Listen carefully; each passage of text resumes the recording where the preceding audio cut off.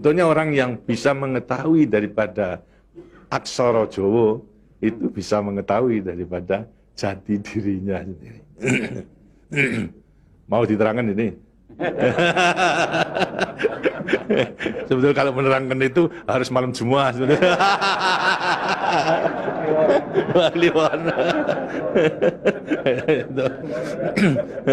Dan itu namanya ilmu dari nenek moyang kita itu dalam rangka menjabarkan mengenai apa namanya Pancasila, Eka Prasida Pancakarsa, sebetulnya falsafah daripada aksara Jawa itu.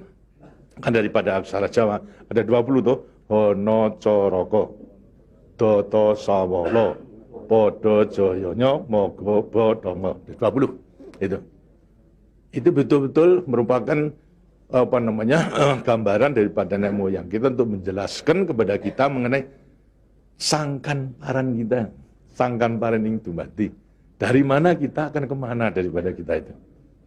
Nah, kemudian akan bisa mengetahui dirinya sendiri selama hidup di dunia. Disebutkan Hono Coroko. Ho itu daripada apa? Hono. Hono. Hono ada. No itu daripada apa? Dari wujud daripada Hono. Mulai daripada Gono Nglegeno. Gono itu belum wujud, belum berbentuk. Apa namanya? Nglegeno itu masih belum ada sandangan, masih utuh, masih utuh. Itu belum ada taling tarungnya dan sebagainya, masih belum sandangan.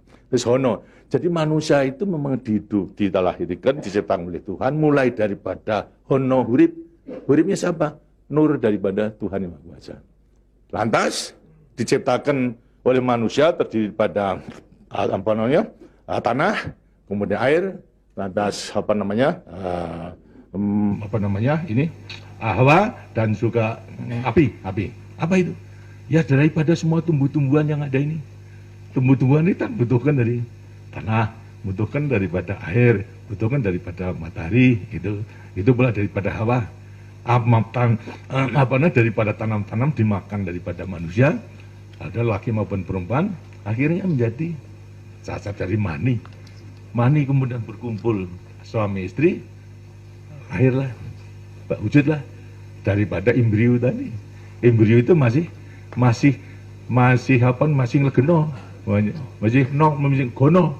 Itu mulai nonya itu. Terus mulai daripada hurip, kemudian hubungan suami istri mulai timbul daripada gono masih nglegono. Kemudian lantas setelah itu tumbuh daripada apa namanya embrio tersebut menjadi jabang bayi yang kemudian dilengkapi dengan soroko. Apa itu? Cipta rasa karsa. Itu caroko. Daya cipta, daya rasa dan karsa. Semua ada. Itu. Setelah itu kemudian lantas apa? Doto sawolo. Itu apa? Manusia itu setelah diberikan apa namanya panca indera, diberikan sandangan panca indera, cipta rasa karsa, juga diberikan sifat Tuhan. Sifat zat kang datan sawolo, datan salah. Sifat dari yang tidak salah itu hanya Tuhan. Gitu? Kalau manusia ini salah. Tapi kalau Tuhan itu tidak salah.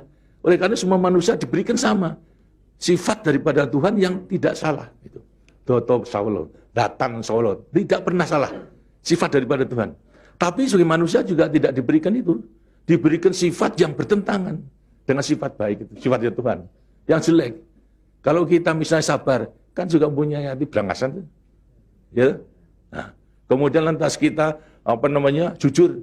Tempo-tempo juga penipu. Ya. Semuanya diberikan sifat. Itu sifat yang bertentangan dengan zat kang datan sawolo. Tahu sama kekuatannya. Podo joyonya. Dua sifat bertentangan yang sama kekuatannya. Sama kekuatannya. Ada pada kita itu kalau kita menerima. Itu. Tinggal sekarang manusianya sendiri. Itu. Ini. Manusianya sendiri setelah mengetahui diberikan sifat, dua sifat yang bertentangan yang sama kekuatannya akan diapakan ini. Itu. Lantas sekarang Doto Sawolo, Podo Joyo, Mogo Bodongo. Mo itu sukmo, go itu satu. Itu Mogo Bo badan. Jadi selama sukmo masih satu dengan badan, sukmo masih manunggal di badan, manusia hidup. Selama itu masih ada, diuji dalam rangka dua sifat yang bertentangan tadi. Itu. Yang Podo Joyo tadi. Itu. Lantas, tapi kalau kemudian lantas sukmo sudah pisah dengan badan, itu lantas apa? Badannya tinggal menjadi apa? Badan. Nah, tinggal pertanyaannya, sukmonya mau kemana? Sukmanya mana? Ya terserah kepada saudara-saudara semua. Mana-mana itu. Jadi semuanya tergantung pada dirinya. Semua diberi perlengkapan yang sama. Tuhan Maha Hadir, tapi tinggal kepada dirinya masing-masing dalam mengendalikan.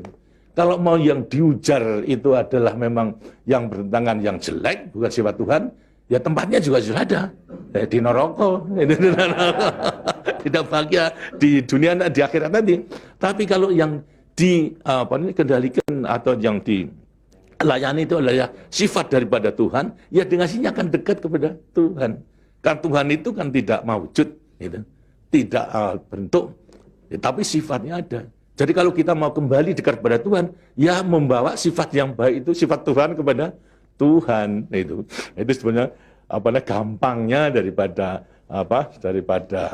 rahasia hidup itu sebetulnya hanya itu saja. Tapi tidak tergantung pada saya, tergantung pada saudara-saudara sendiri dalam rangka pengeterapannya itu. Gitu.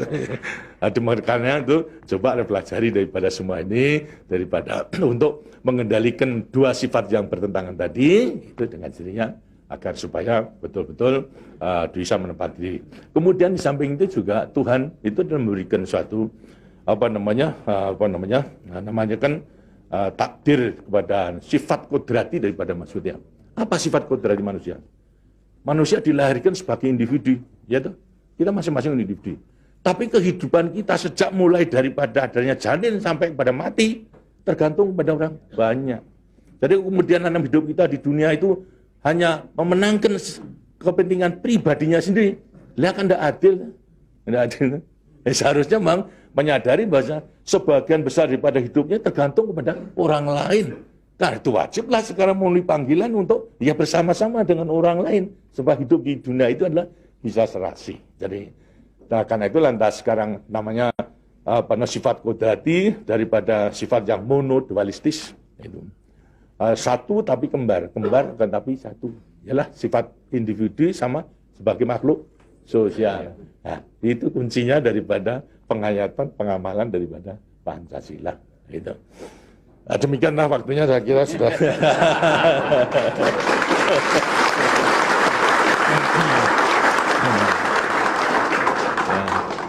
Walaupun ini tidak cuma kliwon, tapi minggu, karena itu sebagai peninggalan daripada ilmu, dari peninggalan moyang kita, yang namakan juga ilmu kasunyatan sama sangkan paraning dumadi itu sebetulnya ilmu kebatinan dalam arti bukan klenik. Kebatinan dalam arti mendekatkan diri kepada Tuhan, kepada Tuhan. Jadi orang mengatakan itu klenik, itu bukan. Yang klenik itu yang salah melaksanakannya, itu yang klenik itu. Tapi sebetulnya intinya adalah memang demikian.